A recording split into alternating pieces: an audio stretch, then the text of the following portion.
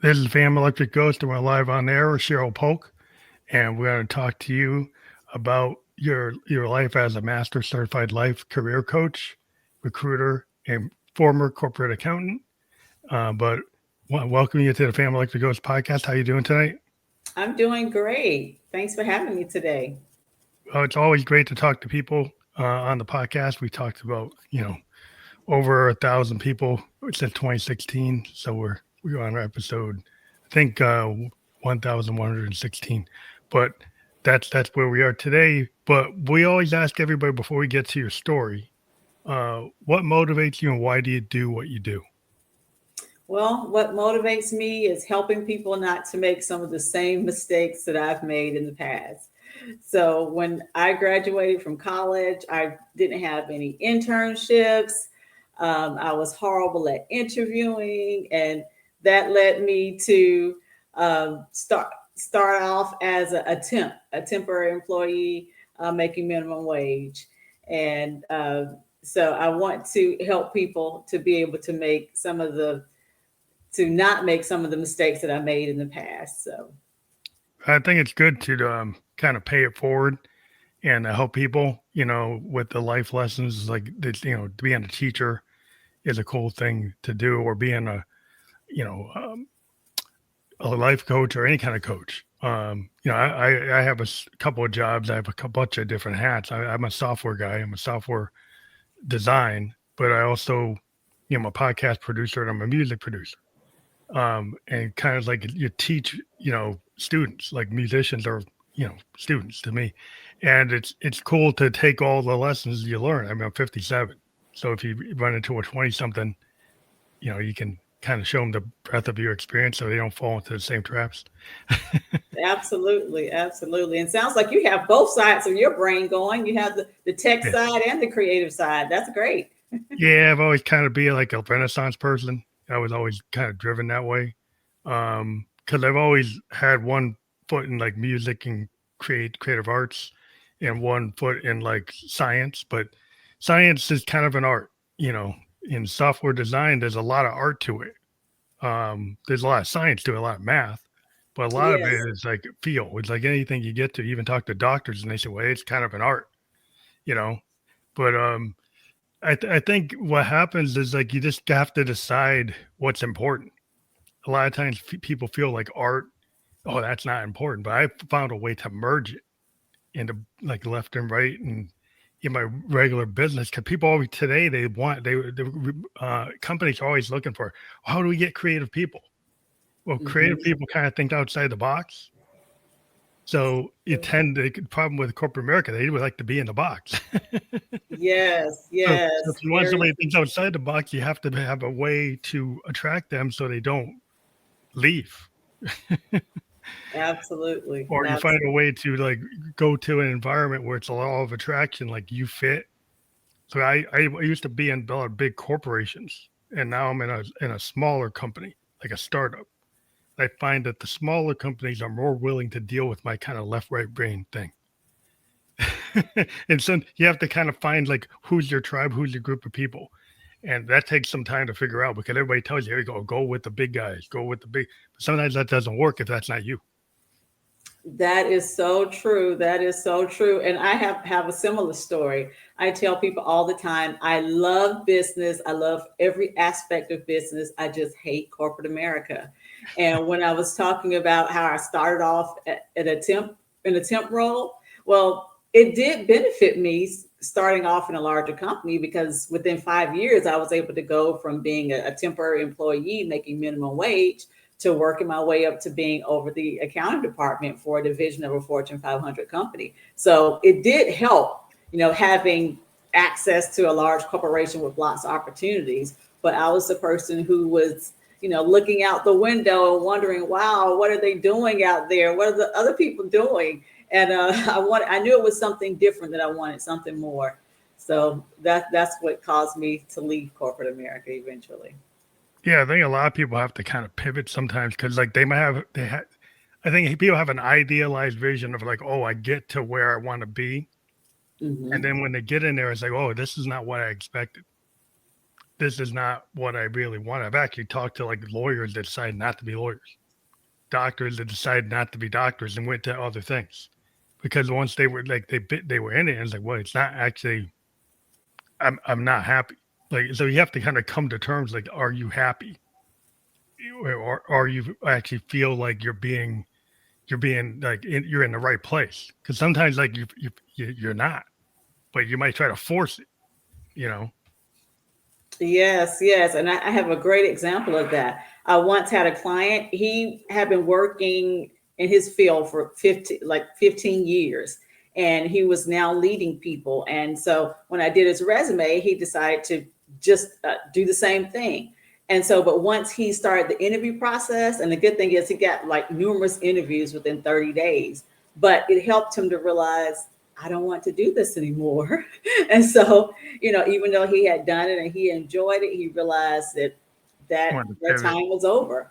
And so we were able to look at some other things that he had done in his background. He decided to go with, learning and development. And so we rebranded him and marketed him as a learning and development person. And he found interviews in that. So yeah, sometimes you have to do some things that you don't want to do in order to knock that off your list and then to move forward in something that you're really more passionate about.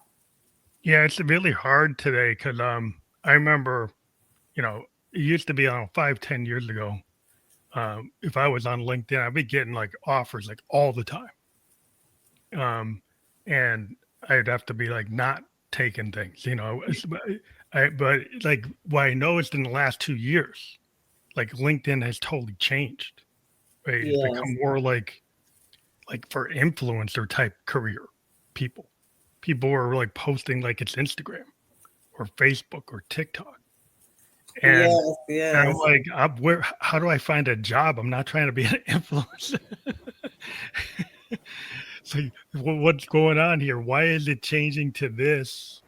It's like, where is the place where and I actually ended up going into my Rolodex and just approaching somebody I had worked with 3 years before and asked them if they had a gig. And then I got the gig I'm in. But I did, you know, I was able to get that through like a direct connection rather than the old method. The algorithm wasn't working for me anymore. And I'm just Right.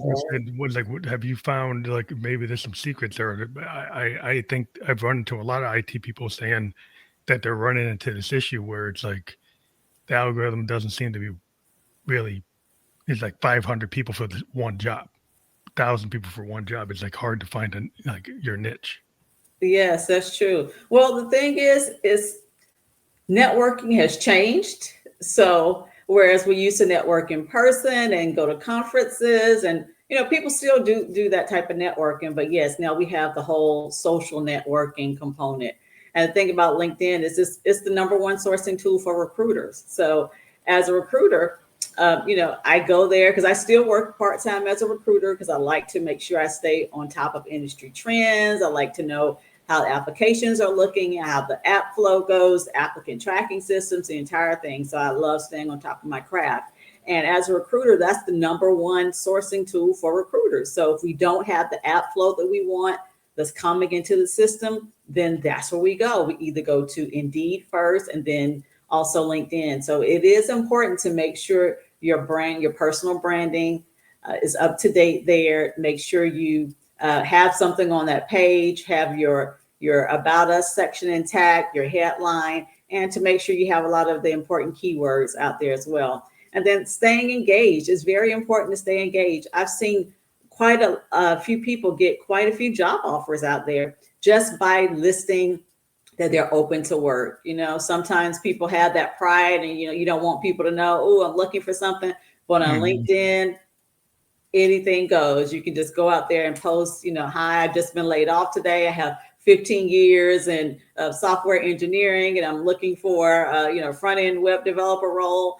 And within a couple of hours, you will have several hits from recruiters and other people giving you opportunities and giving you job leads. So that's the benefit of being out there on LinkedIn. Yeah, I just found that at least in the career path I was in, which was Mhm. like life insurance technology, because some changes in the industry, also because of COVID, the industry took a hit. and they started to do a lot of automation, a lot of not hiring as much as they used to. And I ended up Mhm. having to go through my Rolodex to get the position where I used to get position, and there were positions that came to me, but they were not paying me the rate I wanted. So Mhm. there's a difference between I would get people contacting me, but it wasn't at a rate that I wanted. I would Right. get 5 or 10 people a week, but they were lowering the rates. So it's like I wasn't going Mhm. for that. Right. Right. So I think that's what the industry, because of the pressure of like automation, the pressure of AI. There's some key fields where sometimes the salaries are dropping unless you go and get engaged and get new skills. Like I went and got certified in AI. I got certified in a lot of different Google certificates and Chat GPT and all Gemini and all these things. And so if you stay up to date, you can still do well. It's just a matter of sometimes you have to kind of reinvent yourself. Absolutely, yes. Upskilling and reskilling are both very important. Upskilling, if you decide to stay in your same industry, you just want to add that new software package or those certifications and training, and then reskilling if you want to transition into a new career. So, absolutely, you definitely have to develop a plan and make sure you stay on top of industry trends for sure. And just like you said, how you mentioned a lot of the positions that you received previously or through networks or people you knew going through your Rolodex, that type of thing. That's a lot of people's same stories. And the thing is, sometimes once those connections run out, then they're left with doing the good old fashioned job search. And then Yeah. that's where I come in. A lot of people are really clueless about actually looking for a job out there and how it's done and being able to nail that interview, because a lot of people haven't even had to do a lot of interviewing because they knew Yeah. someone. And Yeah. so yeah, Yeah. just helping people that way is yeah, very rewarding. Could you have somebody that could be like an example? Like they could be in a same position for 15 years. They never really had to go out. Maybe internally they posted, Mm-hmm. and then they're living in a world where sometimes they're like, they people don't want a resume that's like 10 pages long. They want you to summarize what you did in 3 or 4 or 5 pages. Problem is, like, I had the opposite problem. I've been a consultant for like 20 years. And I had a resume that was like 20 pages long. I've been in Japan. I Oh worked in wow. multiple industries, banks, and different things. So there's all kinds of things on my resume that, like, on LinkedIn, it's really long. And I get hits, and people tell me you shouldn't have it that long. But then I get the jobs because I have a lot of skill sets. And so a lot of people will say, "Well, cut it down." But like, if you cut it down, you might miss an opportunity because you wiped out something that's in there. So then that's how's the balance between if you've got a long career with a lot of different examples. Do you have to go and tailor make it for each position that you apply for, or what's your advice? Now, or if you're in the same industry, like say if you're doing software engineering, but you're just moving from doing it from one industry to another, you can usually use the same resume. Yes. But if you are looking for two different things, like, oh, I'm looking for software engineering, but I also would like to be an adjunct professor as well, then Mm, you would need two separate resumes because those are two separate things. really And yeah, and totally different career than your yes, own. exactly, exactly. And I will say a 20-page resume nowadays that might end up in the that might end up in the trash folder because that's a lot. That's a lot. It is pretty much industry standard not to have more than 2 pages. Statistically, 2-page resumes outperform 1-page resumes. So definitely the 1-page resume, because back in the day they used to tell us, oh, we want that 1-page resume, but that's definitely outdated. But you definitely don't want to have it too big. So 20 pages is a lot. Now I will say you were in a high demand industry. So when you're in a high demand industry, also like health, like right now I'm doing some healthcare recruiting. So we don't really care if a nurse has 20 pages or 1 page. We just Yeah, need a nurse right now. So yeah. My example is like I know COBOL. COBOL is something that was really big in the 90s. It's in the 2020s. So if my right. resume doesn't have some of my 90s position, doesn't show that I can do the COBOL. Right. But then I also know how to do .NET and Oracle and blockchain. And so there's examples, like if you have a skill set where you're a highly technical person that's got different phases, what I've found is what they tell you can't have it that long. Not that it's 20 pages, but it made like 8 pages. I've gotten jobs with it being 8 pages, and I never really had to cut it down. I had to refine it, but not cut it down. So I understand some people are looking for certain things, but then certain skill sets that people don't have. They don't teach COBOL anymore. So Right. And then and like I said, if you're in a high demand industry where they really need people, then we, as a recruiter, we take what we can get because yeah, it's tough. It can be tough out there from the recruiting side. I know a lot of people, job seekers feel like, oh, it's tough for them to find a job. But as a recruiter, it can be very tough to feel, high demand roles. So like healthcare, tech, that type of thing. So yes, and in those cases, we can care less about whether it's 1 page, 2 page, 8 pages, because we need to you're looking fill for a those seats with skill qualified set. Like you people. see somebody has JSON, they've got COBOL, they've got assembler, and nobody has that, right? Some they have JSON part of it. The idea is though, it seems like I was saying, like a lot of things seem to be based on kind of like an influencer style.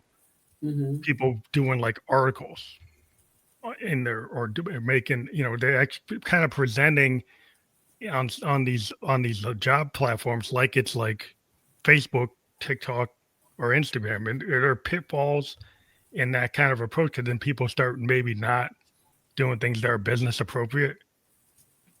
Oh, absolutely. Just like I tell people, even with their profile shot that's out there, their headshot. A lot of people have other people in their headshots, and that's not appropriate for a business website. Or a lot of times they just don't look approachable. Sometimes people are looking mad on their head on their headshot, or just might have a little bit too much skin showing, depending on what industry they're in. Now, sometimes depending on your industry, it can vary. So that depends as well. But if you're in a very conservative industry, if you're an accountant, then you might want to Yeah, look banking, a little bit more your conservative and also insurance, smile. yeah, if you're insurance banking, you know, Right. Wall Street, or you probably don't want to do something that you do on TikTok. Right. Exactly. You know, Exactly. And and a the nice thing, smile always attracts people. yeah, but I think that something that's cool is I've seen people actually give examples of like their work. I mean, they're not taking something they did exactly at work, but like research. Like somebody goes and like researches like something about AI and writes an article that can actually trigger a lot of interest, right? Because I Yes. actually did some articles about like use of energy with Mhm. like CO2 impact of AI to show like that you have to kind of think about the business case of how you use the AI because it actually has a cost to overall environment. And so the people like were happy that I pointed out that type of thing, which is kind of a common thing, but I did the research to kind of write that up. But you can kind of treat it like a research. You can do like a research paper level thing and post that to your on something that's related to what you do, and that can kind of show like the how to of of your thinking, like so people can see your thinking, see your style, and then you can end up getting opportunities from that type of thing. Absolutely. Yeah, that's another that's a great point. That's another reason why LinkedIn profiles are so important, because since having a shorter resume is encouraged right now, then yes, having that LinkedIn profile, having those articles there. Some people even have patents there, patent information there, publications, articles, Yeah, you research, post you all of post those items. Yes, and all of then that can help draw people to you. because then I can have the stuff that's outside the resume, so you can be doing these postings that are getting views, or you're getting attention. People are actually looking at your profile, you're getting engagement, which is more like a social media thing. You can actually track like your your engagement. It's like in terms of like all these people are looking at my profile, and then from that, then people start asking you, "Are you available?" Or do you would you like to work on something? So yeah, this seems it's a whole different world, but it's not. It seems to be kind of indirect it's not as direct as, oh, this position, this thing. It's like it's something that happens because you've been doing these posts, and then something comes along that you didn't even know was out there. And it's not the direct job you were posting for, but it's something that comes, an opportunity pops up. Yes, very true.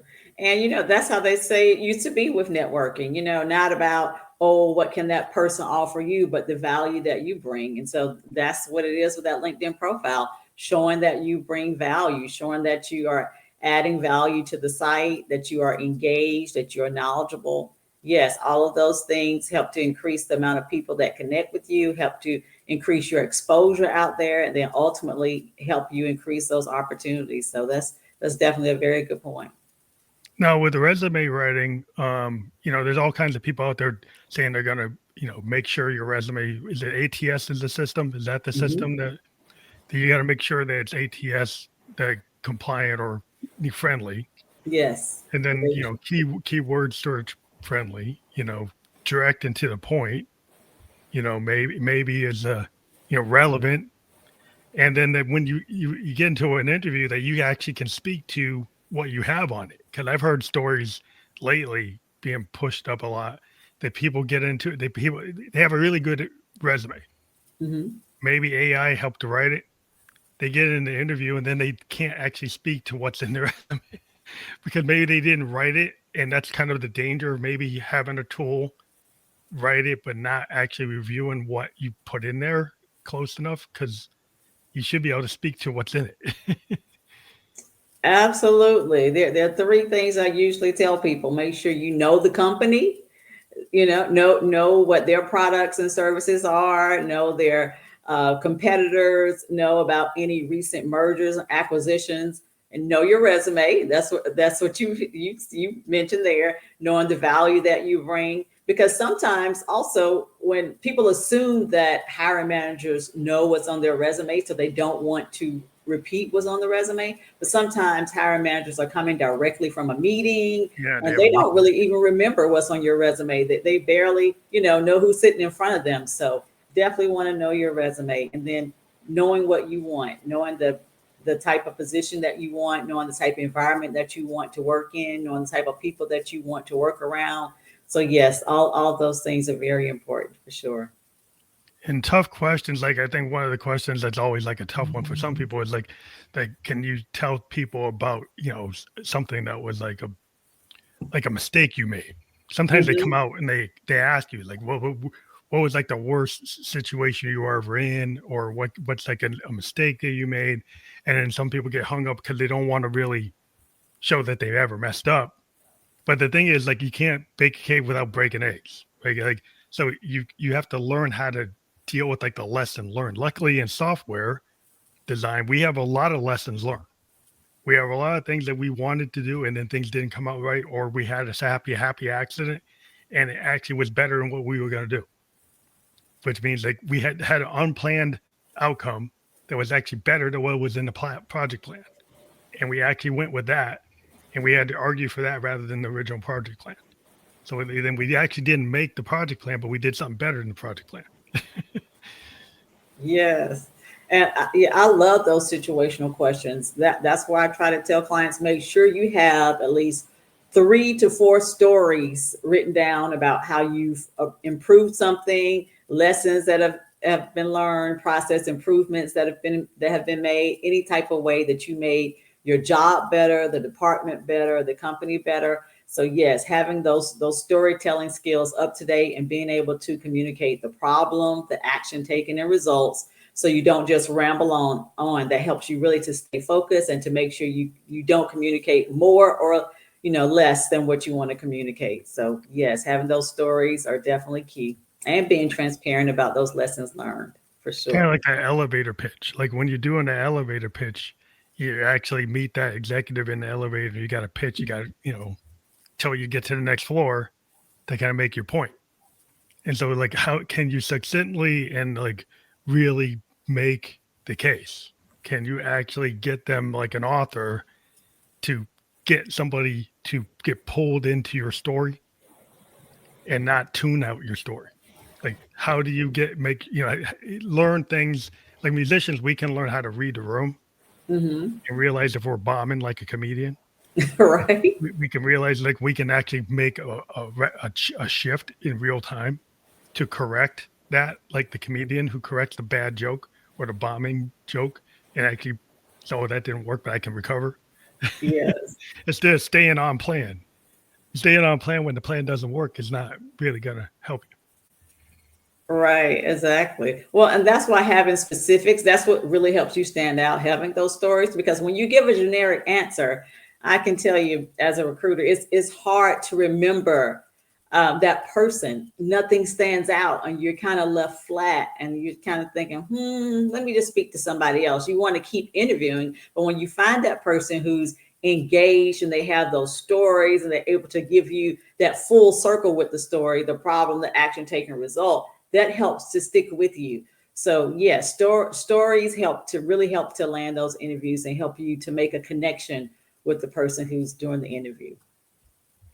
you. And also being able to, I think, be, I think sometimes it happens, you get a job and it's not exactly what what you have on your resume, Mm. but you're a very adaptable person, a person who can kind of step up. Like if you're a person like you give an example, like you traveled to Italy, you took an assignment, you didn't know the language, you were able to learn the language, learn the business. It was a different sector, and you can show that you went to another country, learned another language. So even if I don't have this certification, I think I can have enough other business experience that's aligned that you can still make the case that you could get that job. But that might be that you're scared to not do something that's fully aligned.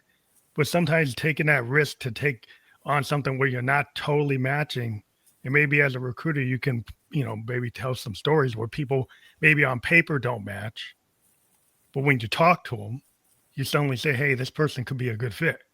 Though they don't have this or they don't have that, but they have this. Yes, that is so true. Having those transferable skills and making you sure you communicate that's very important. Yes, that's happened quite a lot, and simply because a lot of people don't find value in some of the other things. They think like maybe some of the community service activities that they have. Sometimes people have the experience you're looking for through other community service volunteer experiences, and they don't think to put those things On a or through resume. study abroad and things like that. And so, yes, you're exactly right. Sometimes they just don't think to put it on there, and that's why it's important to have that resume up to date with important information, and then also it's important for when the interviewer calls to do that pre-screen to really dig a little deeper. But in actuality, we shouldn't have to dig deeper because it really should be there. So Hmm. it is important to make sure you highlight all of your transferable skills for sure, and then also to make sure you uh, iterate it in the actual interview Because as a well. lot of times some jobs are like real clear. It's like you got to have 5 years of reinsurance, Hmm. right? But you've been in insurance industry for 20 years, right? And most of it was maybe life and annuity, right? But like this is an example for me. Like I was mostly in life and annuity, only had 3 years of property casualty, no reinsurance. But I'm now working permanently with a company that does reinsurance because I was able to kind of relate. Like well, I've been in insurance databases, whether you're a property casualty database or a life and annuity database, all have a client, all have a customer, all have a policy, all have a claim. The structure of that system is not that different. The rules for the types of insurance are different, but I'm in insurance. I learn rules all the time. Like, you don't think I could learn that? So I was made the case that I could. And I also made the case that I had been in Tokyo for 2 years and I learned a language I didn't know. So I was able to kind of make the case that I could get into the position, even though I didn't have technically on paper what they said they wanted. Yes, and you know what? That's where preparation and confidence come into play, because a lot of people, instead of um, thinking about what they do have, they think about what they don't have. And so they say, "Oh, do you have experience in Java?" And then they go, "Oh, no, I don't have that experience," instead of telling the experience that they do have, or to tell that, "Oh, I have this." And, our company used this particular proprietary software and knowing how it translates to there and knowing it's the same type of software. So Yeah. that's the thing, making sure they research every piece of software that's mentioned on that job description, because even if you don't know that particular one, you may know something that's similar. So you want to be able to communicate, oh, I know what this is, I know what it does, and I've done something similar. So Yeah. that's If you, like example, like if you were somebody was very specific with an HR system, like a mhm, PeopleSoft or something, but somebody else had a competing system and they did it for like 10 years. Well, those systems aren't that different. right. So somebody could say, well, I don't have that, but I got 10 years of this one. They say, well, yeah, it's transferable. Like probably 30, 40 days, you could probably pick up what the equivalent thing is and do it. Depends on whether or not that company's willing to take the ramp up time that they don't know it exactly, but they're in the space. They're like at 70, 80% there. So is that better than somebody who doesn't have anything? Or maybe this Absolutely. person's personality was so good in the interview that they actually exceed the person that knew 100%. You never know. Absolutely. Very true, very true. And that's where doing that research comes into play, because if you don't even know that that was an HR system and what that system actually does, then you can't compare it to what you already know. Yeah, So if to you the word. see something listed that you don't know about, you definitely want to do your research to find out, okay, what type of software is this, and how does this translate to what I've done already and what my company is currently using, or being able to tell that, oh, I don't have that yet, but I did just enroll in that class and I'm learning it now. So, Yeah, like everybody talks about Salesforce and they want people to yes, have 5 years of Salesforce. There was somebody else had been using a sales system, but it's not Salesforce. right, right. So, well, but I've been in the industry this many years. I don't have Salesforce certificate, but I have equivalent experience.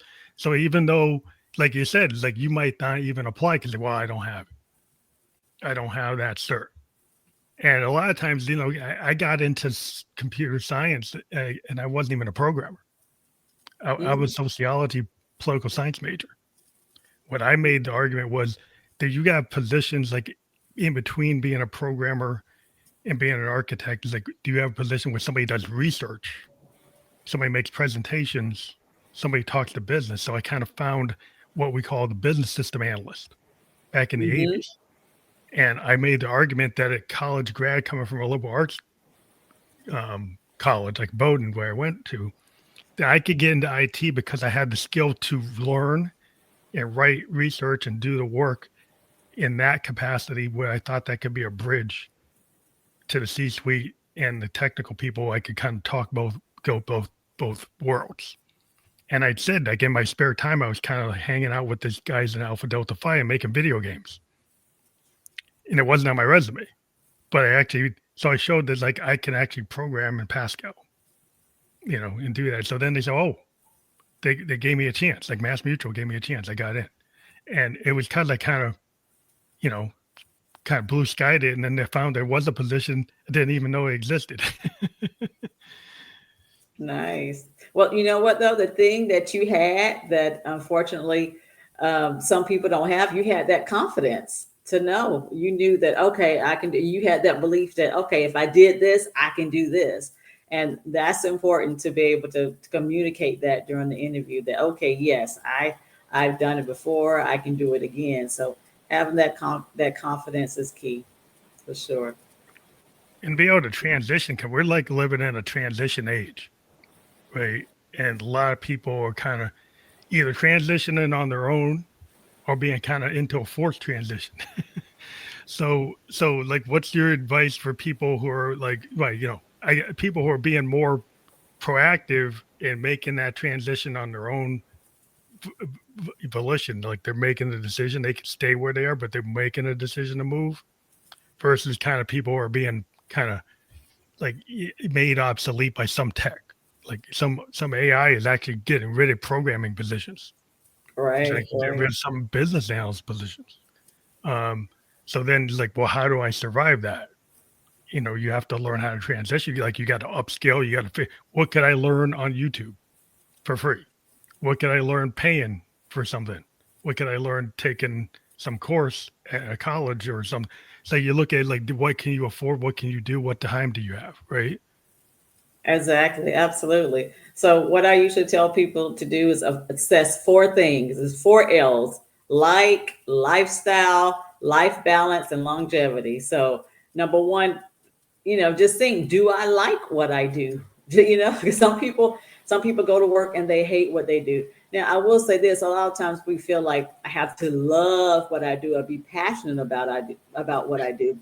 But the other day, I went into the T-Mobile store, and the saleswoman there said, "I love what I do." And she said, "I'm not passionate about it, but I like it because I enjoy the people. I enjoy the people I work with, and I'm able to make commissions on Hmm. on the products I sell." So she wasn't necessarily passionate about it, but she liked it.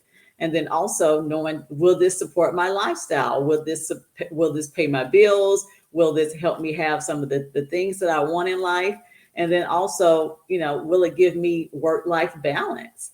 Because it's great if you like it and it pays the bills and it gives you the lifestyle you want. But if you have to sacrifice your relationships with your family and your friends and your children because you're working all the time, then you have to really assess, okay, is this really worth it? And then lastly, having that longevity, because just like you said, AI is coming, right? Yes. Either AI is coming or they're moving jobs overseas, like they've been doing for years. So just seeing, okay, does this have longevity or opportunity for long-term growth? So yes, it's important to make those assessments and reassess that 1 year plan, that 5 year plan, that 10 year plan. You have to kind of like do some work. Like I noticed there were trends in my industry. It was like insurance, and the life side was getting kind of weak in the Hmm. IT area, but property casualty and health was like heating up, tons of work. Yes. But life and annuity was going down, not going anywhere, because there was a time where it was big, and then it kind of dropped off, Hmm. and so then you have to like, well, do you go and learn new tricks? Can you learn a new thing? Thing is, Right. like, sometimes it's like, well, is that just a young person's game to learn the new stuff, or can you actually learn it? Like you're like in your 40s or 50s, 60s. It's like, are you? And it's like age is just a number. Like you can at any age decide to do something. You don't have to be locked in. It's like a mindset. So how much Yes. like when you talk to people about looking at like the challenges of career transition, do you have to get into like mindset with them as like the first part? Absolutely. Definitely about mindset. Because some people, they just know that they don't want to do what they're doing, but they don't know how to look at it. So it's important sometimes, if you don't have that type of self-assessment, that self-reflection, those self-reflection skills, to kind of have somebody to ask you those tough questions. And it's important to look at your past. It's important to look at the things that you're naturally good at. It's important also to think about things that people have said to you. That I remember when I was a child, my mom said, "Oh, you've always been good with money." She just said that all my life. That was all I heard. "You've always been good with money. You've always been good with money." So when I went to college, the first thing that came to my mind was accounting, because my mom said I was always good at money. And so I'm actually very happy I still have that degree, because you can never go wrong with having that Yes, foundation, for always have it. sure. Always a And I job. did enjoy doing it for a while, but all of those things can help turn on that light bulb as far as, what am I supposed to be doing? And also your pain. Sometimes a lot of people figure out things that they want to do because of the challenges they've overcome. I went to this conference. It was like a conference on mental health, and people Hmm. was telling their stories on how they overcame mental health issues. And a lot of those people, because of what they overcame, a lot of the people on the stage wanted to become counselors and therapists and psychiatric nurses, and all of those things were, developed, and they decided, and those passions were forged because of those things that they overcame, and Yeah. because they overcame it, they wanted to help people overcome it as well. So there's a lot of different things to consider when you're thinking about a career transition. That's the thing in the creative space is like a lot of things that artists are able to take their vulnerability and Mhm. kind of put it into their work. So it ends up being like the pain creates the work. Because Yes, then you yes, learn how to channel it into whether you're an actor, a singer, a painter, musician, any type of art. It yeah. usually comes being able to process like what's within and what's without. Mhm. And Yes, what I try to say with people when they say left, right brain is that there's a kind of hybrid crossing over where you can connect. Everybody can connect to that left, right thing. Most of yes. the time, they feel they can't because they always think creativity is associated with like a Shakespeare or Bach or Hendrix or Prince or something. So they can't do it because it's only for these people. When every day you go in life, you make creative decisions all day long. And so it depends on that you might not value the decisions you're making, but you are a creative being. And so once you start to trust yourself and feel that it's safe to access that stuff, then you can actually start to make progress. But I think a lot of times Yes. people put a wall, and that wall stops you from developing. That is so true. A lot, you're right. A lot of times we think about the pain creating the passion when it comes to, like you said, music, because we hear about, oh, this person, how Taylor Swift writes about a lot of a lot of previous Relationships. relationships or heartbreak and things Yeah. like that, or people write poems because of, to overcome, sadness from a death or whatever it might be. But then also the same thing, pain points in business. If you've been on the other end of a call and you haven't been able to reach a representative and you're in that long queue and you've been Yeah. waiting for an hour, just knowing those pain points from a business perspective, that will help you to be able to say, okay, let's look at our system and make sure See, someone yeah. can So you speak can to make a someone creative quickly. solution. There's like the whole idea of the creative drive that creates like business cases. Yes, Business cases aren't just like algebra. Business cases are kind of like an art and science. yes, It's very it's true. like every company has like their little secret sauce, right? Of how they interpret the thing and come up with their solution. And there's a lot of art and style to everybody's approach. So, and then you get people who are attracted, like the law of attraction. Some people like a certain approach. So, like the Apple approach versus the Microsoft IBM approach. Yes, Apple felt like the design of the computer was important, how it looked, how it felt. They didn't just need to be like an accounting machine. It had to have some kind of style to it. There was like an art to it. And even to this day, it's like a different perspective on those machines versus these other machines, where this is a business machine and this one's more of a creative machine. You see a lot of art, like authors, musicians, painters, designers using Apple, and accountants and actuaries using IBM type PCs. So it came yes. like different point of view, different same. Both machines can do the same things. They actually can, but there's like a style difference. Very true. And it's amazing how we do have those science art overlap connections that happen every day, and we don't really think about it because we might not label ourselves as a creative, but we all have the ability to create and to bring life and to bring change. And so, yes, just looking at it in unique ways to see how we can bring that into what we do on a daily basis and make our jobs better. So, yes, that's very important, that intersection between science and art for sure. Now, if you have a high school graduate who's looking at like what can I do to get a job versus somebody who's in college choosing a major, um what I found is like there are technical skills you can get, like Google and Amazon and a bunch of like even Salesforce, they have these certificates people could get. Hmm. And I've seen like high school graduates go get Salesforce certificates and Google certificates and AWS certificates, and then intern and then get into the job and then back into a college degree, but still be Yes. able to get into the thing because maybe they didn't have the money or they didn't have the time because they're working and they're helping out, or they just couldn't pay for the 4-year college, but they still want to get there.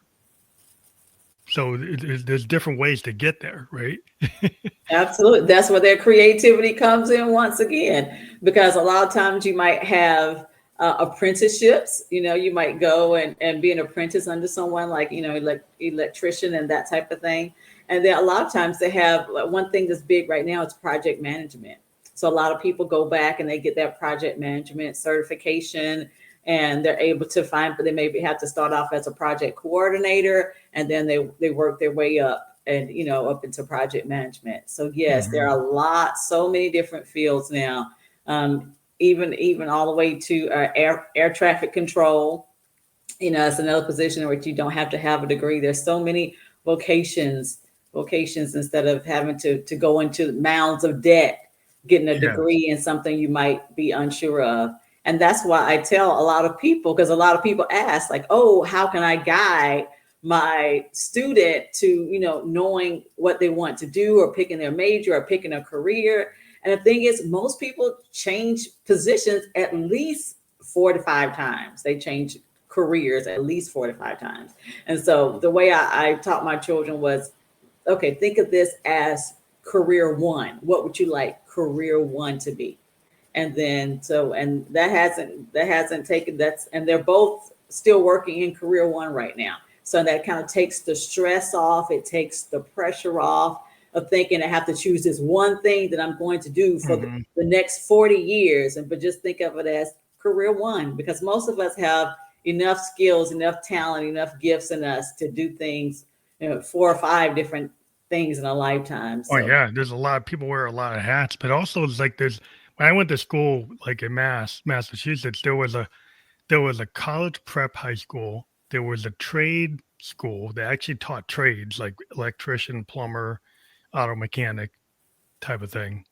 Um, and then there was one that was more like a school for people who wanted to be like clerks, like and mhm. work at places like Mass Mutual or the big insurance companies, and you're going to come in as like a clerk and they taught you like typing and filing and very, very specific type of things. And I'm like, I don't know if that kind of structure exists in education anymore to have schools that are like trade oriented, You know you what? know, It's actually coming back. There are a coming lot back. of people now who are getting cosmetology licenses and nursing licenses before they even graduate. So it is actually coming back. And just during the election cycle, when I was going to the polls, one of the politicians was out there, and he said, "Oh, I'm bringing back vocational schooling into the high school." And I I was think it's thinking, "Oh, good so it was on his radar. So it's definitely coming back for sure." because not everybody, like at certain points, they might not be ready for the 4 year school or Right. to go on to be a doctor, a lawyer, an architect. Then there's still people who need to be plumbers, electricians, HVAC. There's people that they just feel comfortable with like that a trade. And there's Yes. actually nothing, and then you can actually make a lot of money on a trade. Like if you get to be a really good auto mechanic, you can actually make a lot. If you're truck drivers, they like that might be what you want to do. You might want to learn to drive that big rig, and there's schools that teach that, and you may already know that's what you want. Um, in terms of like resumes for people in the vocational space, what's the resume advice for people like that who want to do those type of jobs? Yes. So they definitely want to make sure they put down any apprenticeships they've had, put down any training they've had. They might not necessarily have, like you said, college to put down, but they still have courses that they've taken. They still have training. They still have certifications. So making sure they mention all of those things on their resumes are very important. Hmm, Definitely very important. So definitely still definitely put down those internships, apprenticeships, certifications, training. All of that is definitely still very important for a vocational resume. that's cool because I think there's some people find that like it's like different strokes for different folks. It's like not everybody's gonna be at a point in time. It's like I've run into people like later in life, they go back and they get their degree. But at the Yes. time when they were like, they weren't ready. Hmm. Sometimes like you don't want to spend 100,000 if you're not ready. Exactly. 200,000. Exactly. You have to kind of know yourself, because then you're like, oh, your parents and yourself will be like, well, we owe all this money and I wasn't ready. Right, exactly. And you know what? Things are different now. See, before it was like if you didn't continue on right after high school, then the chances of you going to college were very slim. But now we have all types of non-traditional students. We have students taking classes at night, we have online classes, we have people where you can do it, part-time online or in person and evening classes. So there's so many different opportunities now. So we know it's not as much pressure as, ooh, we have to make this decision right now. It's okay if they decide to go out there and do something that they don't like, and then later decide, okay, yes, I think I do want to get my degree. So yes, that's definitely more acceptable now than it was before. And the thing about transitioning, because like we were talking before, like people sometimes wear a lot of hats. Yes. So like, you could be like let's say an example, like somebody's an accountant, but they also like to do sound engineering, and they actually do the soundboard every time a Hmm. band comes into town, and nobody even knows that's what they do. Eventually they might decide that, like, you know what, I'm tired of being an accountant. I'm going to go do this full time and go with this rock band and be the sound guy with that band. So sometimes like your passion thing, Yes. Yes. sometimes because you wear these different hats, becomes this thing. But you know what? I'd rather spend all my time doing this, and I actually do it, but it's like the side gig. Then the side gig becomes the main gig. Yeah, that's how it goes. And you know what? And that's why it's okay to have your passion as a side gig. A lot of times people think right away, oh, I love to, draw. I love drawing and painting. Let me try to do this full time right away. Well, sometimes you might not be able to, but if you're still doing it in your downtime, maybe you're teaching it to the local children at the community center, or you're still selling things on Pinterest or Etsy, that those type of things. Sometimes those opportunities come, and then as you continue to stay engaged, as you continue to perfect your craft, sometimes those opportunities come. So yes, it's definitely important to wear those numerous hats and to not give up on your passion just because you see it can't be the primary source of income right now. That doesn't mean it can never be the primary source of income. And then And that's also what just a lot of Mhm. small businesses and entrepreneurs, they come from that. You Yes. come from the fact that your side gig or your so-called hobby and Yes. becomes your main thing. I mean, Jeff Bezos was running Amazon out of his garage, and it wasn't doing that well. And initially, it was kind of like he's doing it, and it wasn't really working. But Okay. over time, he perfected it, and look where it is. It's like massive billion-dollar company started out of the garage, kind of like what happened with Steve Jobs. But like your passion thing can become the big thing.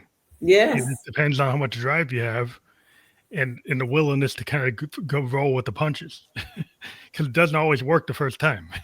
Absolutely, absolutely. And then sometimes when you've been doing it on the side, then you can have that aha moment, and then that creativity hits you, and you can see, I can do this, but in a different way. And you might, rethink how you thought this display of this passion might look, and you might decide, okay, I thought I was going to just sell my own artwork, but now I see I'm going to create a website where I can show my artwork and other people can show their artwork. So you can be able to rethink and recreate how that passion looks in actuality. So yes, And then the that's business case actually works. Like the initial business case might be like, oh, it's just a hobby. With right. with some tweaks, the hobby can become a real job. And not only a real job, becomes like your entrepreneurial ticket out of being 9 to 5. Yes, very true. Very true. And it's because like you're passionate what you do. If you're passionate about what you do, you end up showing up, and it's not work. It doesn't feel like work. Like the podcast here, this doesn't feel like work to me. But podcasting can be your main gig. There are people that do it as their main gig.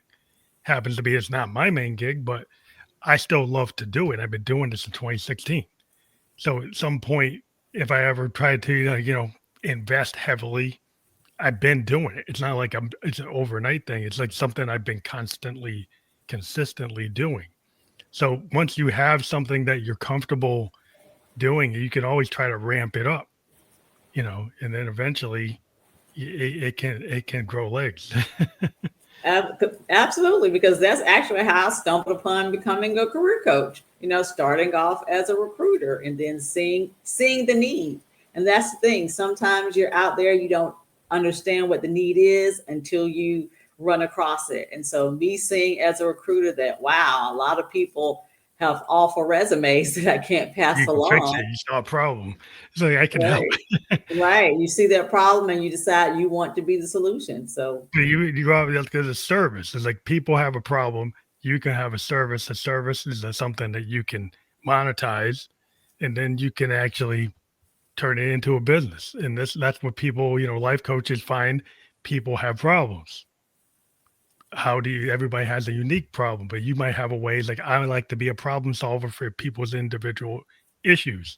And I love, the coaches I run into is like, they're just very passionate about taking on every new person they meet. And it's exciting to them that they learn how to, help somebody else because they found some strategies that they think other people could benefit from, and they can evolve. It's not just like 10 steps for everybody. Everybody is unique. So, it's an opportunity.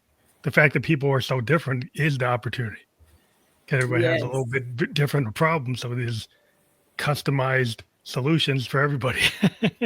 That is so true. That is so true. That's when sometimes people I've never met online, they might send me their resume and they may say, "Oh, can you tell me what I should do next based on my background?"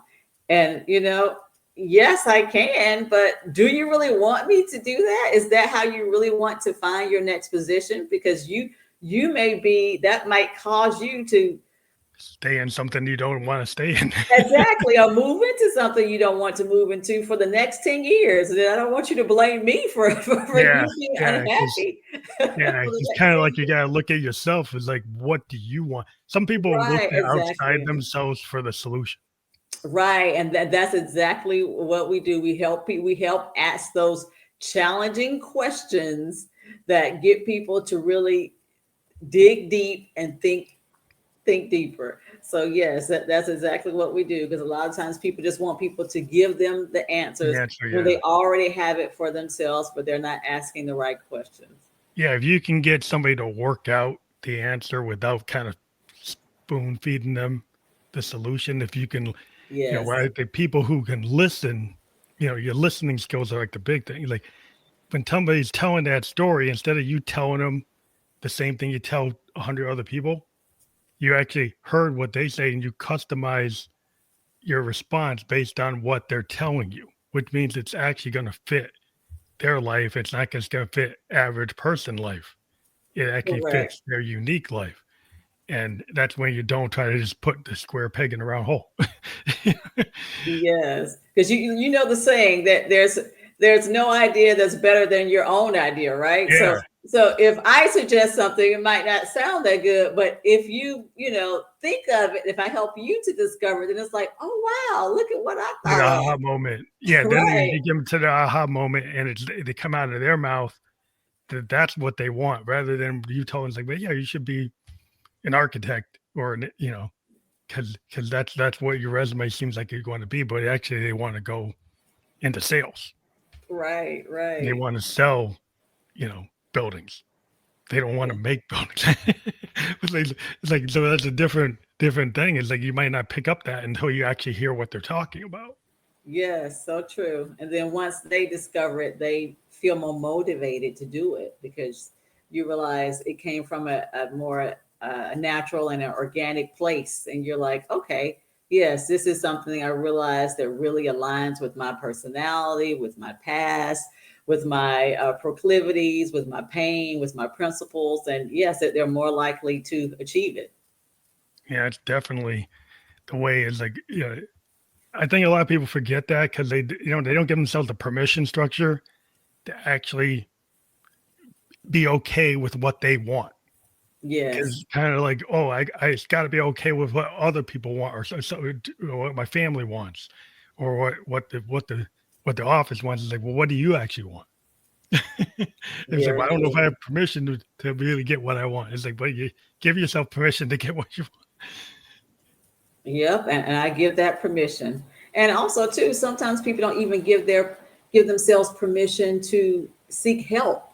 They think they're supposed to have all the Oh, answers. yes, Like, why yeah. why don't I know what I'm supposed to be doing? They feel so lost, like, oh man, something's You wrong with can't me ask for because help. I'm the only person who doesn't know their purpose or their passion.